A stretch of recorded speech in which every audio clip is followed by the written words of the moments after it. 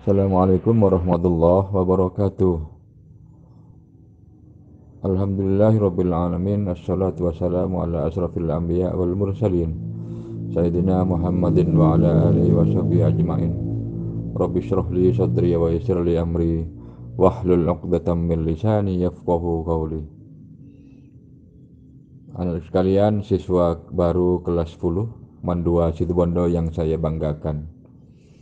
Pada pertemuan yang kedua pembelajaran Al-Quran Hadis secara daring, Pak Faisal tidak jauh materinya yang akan disampaikan seperti pada pertemuan pada hari Selasa yang lalu. Anakku sekalian, sebelum pembelajaran ini dimulai, marilah kita membaca doa dengan harapan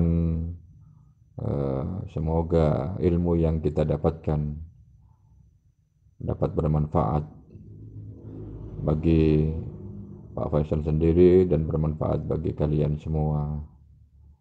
Bismillahirrahmanirrahim. Allahumma anfa'na bima 'allamtana wa 'allimna ma yanfa'una wa zidni ilma. Alhamdulillahi ala kulli halin wa a'udzu billahi min hali ahlin nar.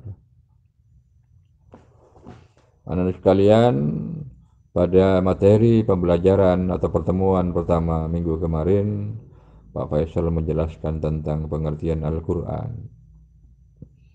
Anak sekalian, saya yakin sudah paham tentang apa itu Al-Quran.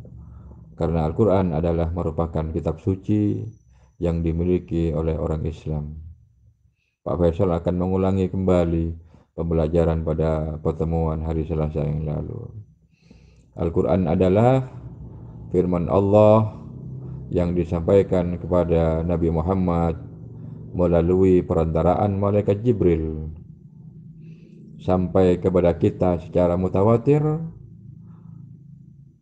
terkumpul dalam satu mushaf, membacanya dinilai sebagai ibadah yang turun selama 22 tahun, 2 bulan, 22 hari, atau digenapkan menjadi 23 tahun.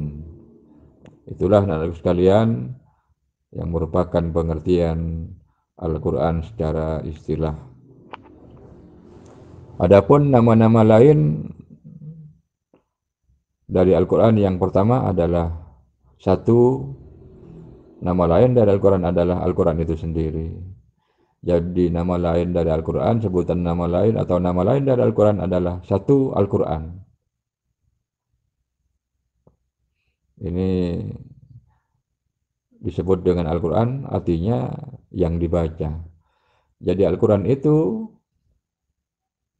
selain dibaca juga dipahami, dimengerti, diketahui artinya, dan diamalkan. Jadi sekali lagi, Al-Quran mempunyai arti yang dibaca.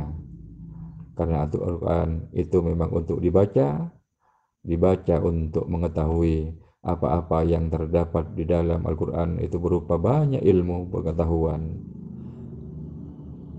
yang berkenaan dengan masalah teknologi, yang berkenaan dengan masalah keagamaan, yang berkenaan dengan masalah akhlak dan sebagainya. Itu terdapat juga dalam Al-Quran. Yang kedua adalah az-zikir, peringatan. Jadi nama lain dari Al-Quran yang kedua adalah az-zikir, peringatan. Nama lain Al-Quran yang ketiga adalah Al-Furqan. Al-Furqan itu diartikan sebagai pembeda, pembeda antara yang hak dan yang batil.